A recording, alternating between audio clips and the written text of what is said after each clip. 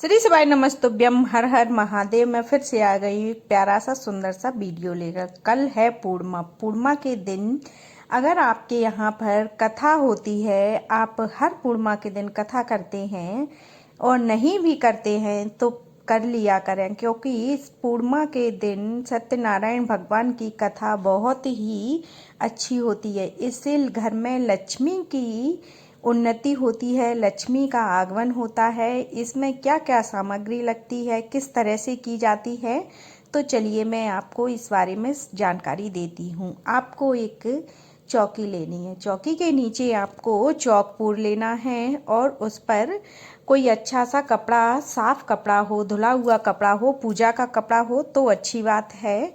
लाल या पीला कपड़ा आप अवश्य बिछा लें और उसके ऊपर आप लड्डू गोपाल को विराजमान कर दें। अगर आप सुबह के टाइम कर रहे हैं तो लड्डू गोपाल को स्नान कराने के बाद वहीं पर ही बिठा लें और स्नान उन्हें पंचामृत से करवाएं।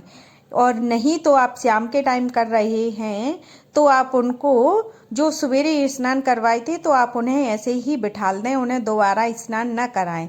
और आप पूजा के लिए पंचामृत अवश्य बना लें। इसमें से मैंने यहाँ पर जो भी पूजा के लिए बनाया है, और सर्द वो पूर्णिमा है तो पूर्णिमा के दिन मीठा बनता है। मीठे में और पक्का खाना भी बनता है, कुछ लोगों के यहाँ कच्चा बनता है। पक्के में खीर पूड़ी, आप सब्जी जो भी बनाना चाहें, रायता है, पंजीरी अवश्य लगती है और चिन्नामित लगता है, जो दही और दूध का मिक्स करके बनाया जाता है। उसमें सारे ड्राई फ्रूट गिरते हैं और तुलसी पत्र, शक्कर अवश्य गिरती है, घी गिरता है, शहद गिरता है।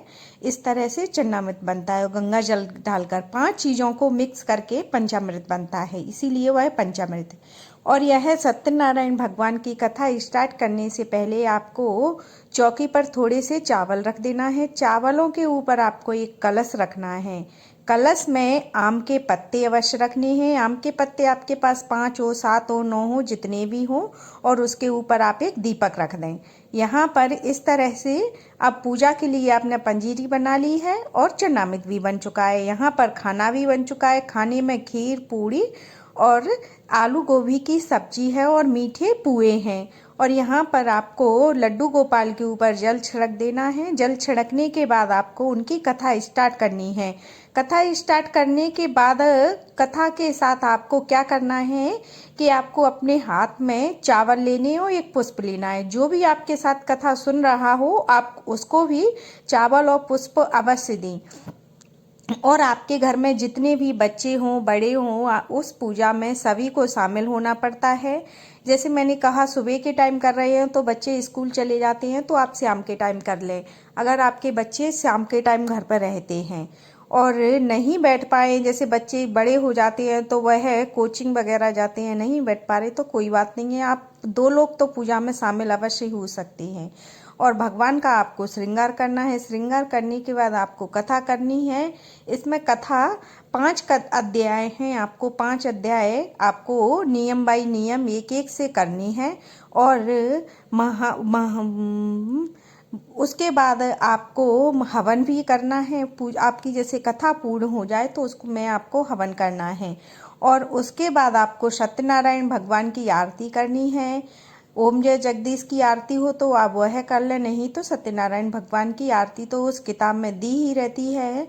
और आपको थाली में पुष्प हो तो आपके लड्डू गोपाल पर आप पुष्प चढ़ा दें और उनसे उनकी माला हो तो माला भी पहना दें। इस तरह से हम पूजा में आगे बढ़ते हैं। और यह मैंने कहा कि आप इस पूजा को हर महीने कर सकते हैं। इसमें कुछ भी नहीं लगता है जो हो कि हमें भैया हमारे पास कोई सामान नहीं है, ऐसा कुछ भी नहीं है। और इस पूजा को करने के बाद आपको आप एक ब्राह्मण का निमंत्रण भी कर सकते हैं। ब्राह्मण नहीं है तो आप किसी मंदिर में भी खाना भिजवा सकते हैं। मंदिर पास में नहीं है तो आप सीधा निकाल कर सीधा भिजवा दें मंदिर में। तो इस तरह से यह सत्यनारायण भगवान की कथा हो जाती है पूरी।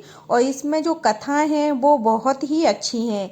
तो अगर मैं आपको इसमें एक छोटे सी वीडियो में तो वो कथा पूरी नहीं हो पाती हैं 5, लेकिन इसमें जो कथाएं हैं वह हमारे धार्मिक ग्रंथों के बारे में है, हमें क्या करना चाहिए क्या नहीं करना चाहिए इसकी जानकारी देती है हमें, कि हमें एक धर्म में किस तरह से हमें अपनी पूजा करनी चाहिए, किन किन चीज़ों का ध्यान रखना चाहिए, किस चीज़ की नहीं रखनी चाहिए, यह सभी रहती हैं।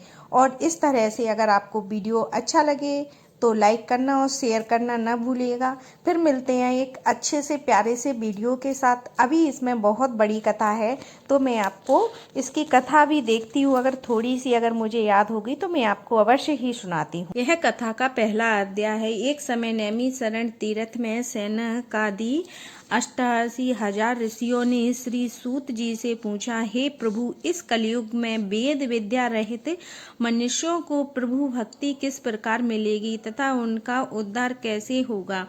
इसीलिए हे मुनि, कोई ऐसा तप करिए जिसके थोड़े से समय में पुण्य प्राप्त होवे तथा मानव वंचित फल मिले। वह कथा सुनने की हमारी इच्छा है। सर्वशास्त्र ज्ञान श्री सूत जी बोले, हे विष्णु, मैं पूज्य आप सबने प्राणियों के हित की बात पूछी है। अब मैं उस श्रेष्ठ व्रत को आप लोगों से कहूँगा जिस व्रत को नारद जी ने लक्ष्मी जी से पूछा था और लक्ष्मीपति श्री मुनि श्रेष्ठ नारद से कहा था, सो ध्यान से सुनो। एक समय योगी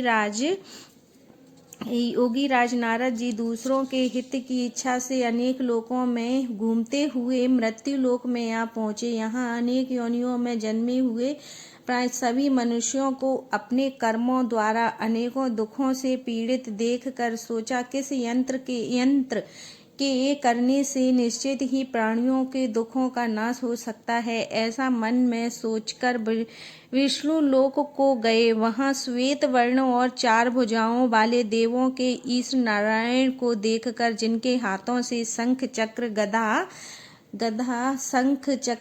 गदा पद थे तथा वरमाला पहने हुए